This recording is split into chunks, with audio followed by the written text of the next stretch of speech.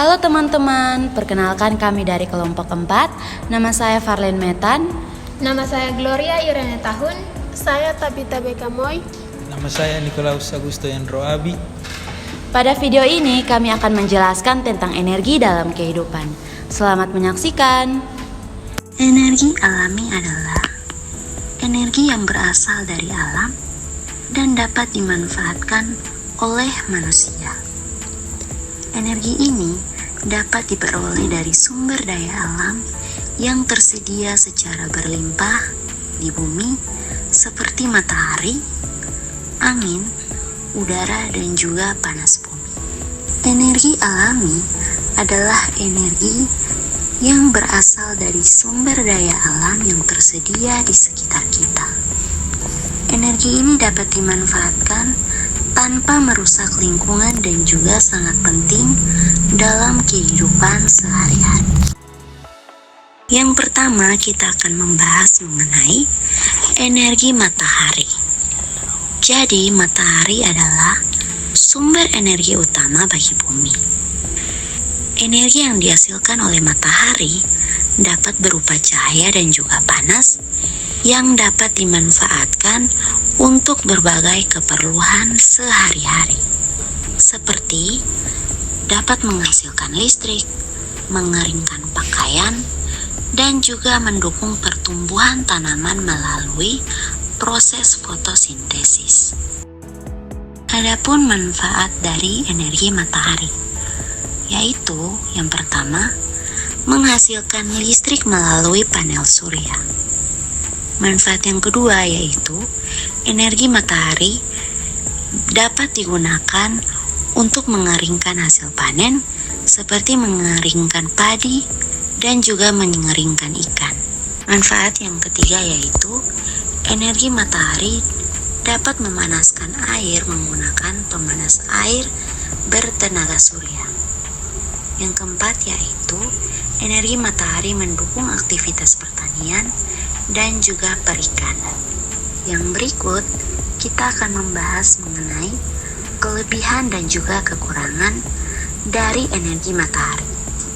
Yang pertama, kita akan membahas mengenai kelebihan dari energi matahari, yaitu energi matahari bersifat ramah lingkungan dan tidak menghasilkan polusi karena energi matahari bersifat alami. Kelebihan yang kedua yaitu sumber energi matahari tidak akan habis. Yang berikut adalah kekurangan dari sumber energi matahari. Yang pertama yaitu energi matahari tidak tersedia pada malam hari atau saat cuaca mendung. Seperti yang kita ketahui bahwa pada sore hari matahari akan terbenam dan digantikan oleh bulan. Dan pada saat cuaca mendung, awan akan menutupi sinar matahari. Kekurangan yang kedua yaitu biaya instalasi panel surya yang terbilang cukup mahal. Selanjutnya kita akan membahas tentang energi angin. Energi angin adalah energi yang berasal dari pergerakan udara di atmosfer. Udara bisa bergerak karena adanya perbedaan tekanan udara di berbagai tempat. Ketika udara bergerak, kita menyebutnya sebagai angin. Angin ini bisa dimanfaatkan untuk membantu manusia dalam banyak hal. Energi angin punya banyak manfaat yang penting bagi kehidupan manusia, seperti contohnya 1, menggerakkan kincir angin. Kincir angin digunakan untuk menggiling gandum menjadi tepung atau memompa air dari tanah ke permukaan. Yang kedua, membuat listrik. Turbin angin dapat mengubah energi angin menjadi listrik yang bisa digunakan untuk kebutuhan sehari-hari, seperti menyalakan lampu dan alat-alat elektronik. Yang ketiga, menggerakkan perahu layar. Angin membantu perahu layar tradisional untuk bergerak di laut tanpa menggunakan mesin. Energi angin juga punya banyak kelebihan, diantaranya yang pertama ramah lingkungan. Energi angin tidak menghasilkan polusi sehingga tidak merusak lingkungan. Yang kedua, sumber energi yang melimpah. Angin tersedia di banyak tempat, terutama di daerah yang sering berangin. Selain kelebihan, tentu saja energi angin ini punya kekurangan, Yang pertama, tidak efisien di daerah yang anginnya lemah. Turbin angin hanya bekerja dengan baik di tempat yang memiliki kecepatan angin cukup tinggi. Yang kedua, memerlukan lahan yang luas. Untuk memasang turbin angin, diperlukan area yang besar dan jauh dari pemukiman karena baling-balingnya bisa sangat besar. Yang ketiga, energi air atau hydropower. Air merupakan sumber kehidupan. Air terus bergerak dan gerakannya dapat menghasilkan energi alami. Energi air adalah salah satu sumber energi terbarukan yang ramah lingkungan yang diperoleh dari pemanfaatan aliran air yang mengalir. Energi air berasal dari pergerakan air seperti sungai, bendungan, atau air terjun. Energi ini dimanfaatkan untuk memutar turbin yang menghasilkan listrik. Ada juga manfaat energi air bagi kehidupan manusia. Energi air memiliki banyak manfaat bagi kehidupan manusia, tidak seperti tenaga matahari dan angin. Pemanfaatan energi air bisa dilakukan terus-menerus selama 24 jam. Nah, energi air bisa membangkitkan pembangkitan listrik tenaga air atau PLTA. Dan dengan pemanfaatan energi air, listrik yang dihasilkan dari PLTA dapat digunakan untuk berbagai kebutuhan sehari-hari. Ada juga usaha perikanan. Energi air juga bisa dimanfaatkan untuk usaha perikanan. Pemanfaatan energi air untuk usaha perikanan dapat menjadi salah satu sumber mata pencaharian. Ada juga air terjun di tempat wisata atau bendungan, sungai, dan semacamnya. Selain itu, dapat dimanfaatkan sebagai sumber pembangkitan listrik, juga bisa diubah menjadi objek wisata. Hal ini tentu bisa menjadi sumber pendapatan daerah. Dan juga ada transportasi, contohnya transportasi air masih banyak digunakan sebagai alternatif transportasi yang murah dan ramah di lingkungan.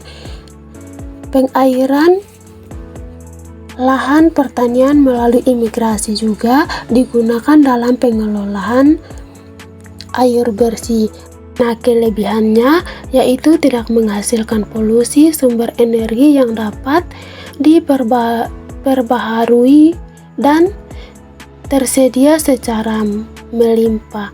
Ada juga kekurangannya yaitu membutuhkan investasi besar untuk pembangunan bendungan, dapat mempengaruhi ekosistem sungai.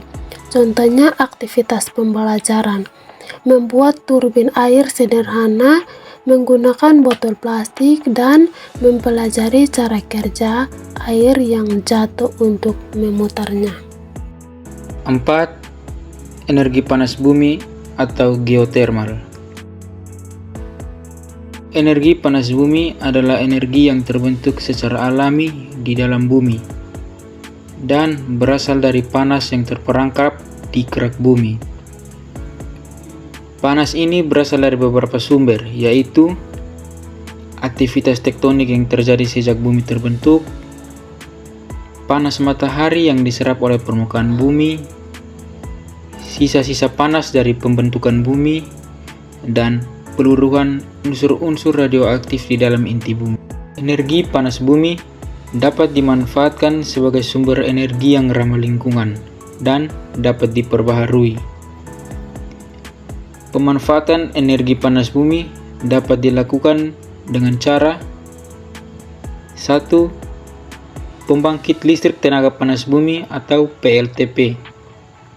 2. Pemanasan rumah kaca untuk pertanian. Energi panas bumi memiliki beberapa kelebihan dan kekurangan. Yang pertama yaitu kelebihan. 1. Ramah lingkungan. Energi panas bumi merupakan sumber energi yang bersih dan tidak menghasilkan polusi atau emisi gas rumah kaca yang banyak. 2. Terbarukan. Energi panas bumi merupakan sumber energi yang tidak akan habis karena berasal dari peluruhan radioaktif mineral. Yang berikut adalah kekurangan. Kekurangan yang pertama, keterbatasan lokasi. Sumber daya panas bumi hanya terdapat di daerah-daerah dengan aktivitas geotermal tinggi, sehingga sulit diakses di beberapa wilayah. 2. Investasi awal yang tinggi. Pengembangan proyek geotermal memerlukan investasi yang signifikan, seperti pemboran sumber geotermal dan konstruksi pembangkit listrik. Sekian penjelasan dari kami, semoga bermanfaat. Terima kasih.